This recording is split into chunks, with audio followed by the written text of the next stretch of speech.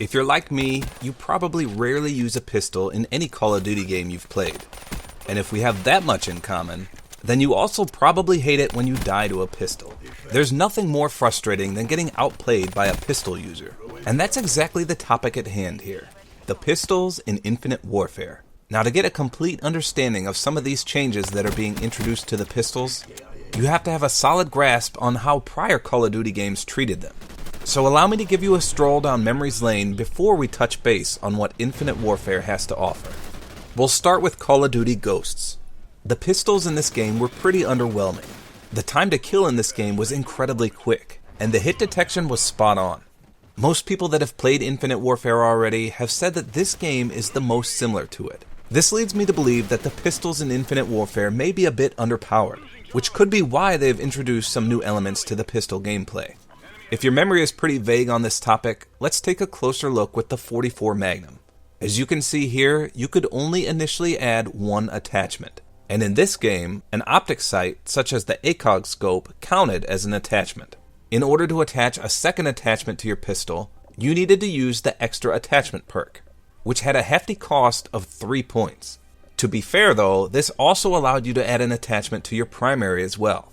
So with this perk, you could now fully deck out your pistol to the best of your capabilities. 2 attachments in total. Now let's see how the akimbo attachment worked.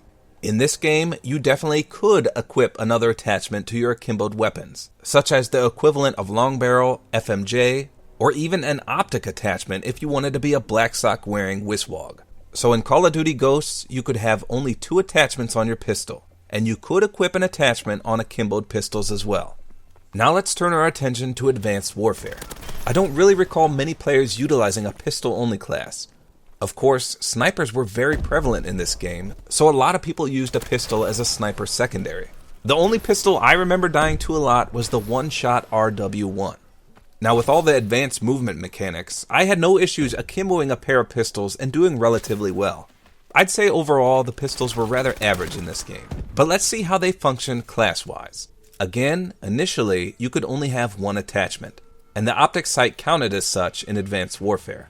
In order to equip 2 attachments, you had to use the secondary gunfighter wildcard. Once done, you could then fully customize your pistol with 2 attachments. Now let's take a look at how the akimbo attachments worked. As you can see, you could no longer equip an optic sight to your akimboed weapons. Rightfully so though, as this clearly wouldn't do anything anyway. So I'm not sure why it was even possible in Call of Duty Ghosts. You can also note that it was still possible to equip an actual attachment to your akimboed weapons, such as the suppressor or advanced rifling. So in total, you could only equip 2 attachments on your pistols, and you could still equip other attachments with the akimbo one. Now moving on to Black Ops 3, I'd say the pistols were extremely potent here. Much like in Black Ops 2, it's fairly easy to run a pistol-only class and not only do good, but actually excel. I don't know if this is just an opinion of my own, but I find that playing with pistols in Black Ops 3 was much easier than in the last 2 games. I seem to recall David Vonderhaar being of the opinion that if you have to spend a class point on a pistol, it better damn well be worth it. And it looks like he ensured that they were worth it. So let's see how they function class-wise. In this game, you initially could only select one attachment. However, unlike in Advanced Warfare and Ghosts, an optic sight did not count as an attachment. So you could equip one attachment and one optic sight right off the bat. In order to maximize your weapon's potential, you'd still need the secondary gunfighter wildcard. Of note, Treyarch treats akimboed weapons differently than other developers. First of all, they call it dual wield instead of akimbo. And even with the secondary gunfighter wildcard, you are not allowed to equip any attachment to the dual wielded pistols. So for the pistols in Black Ops 3, you could have 2 attachments and 1 optic sight, but no attachments or optic sights when you ran dual wield.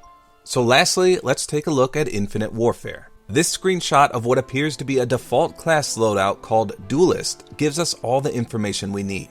So let's break it down. First of all, this is the Oni automatic energy pistol.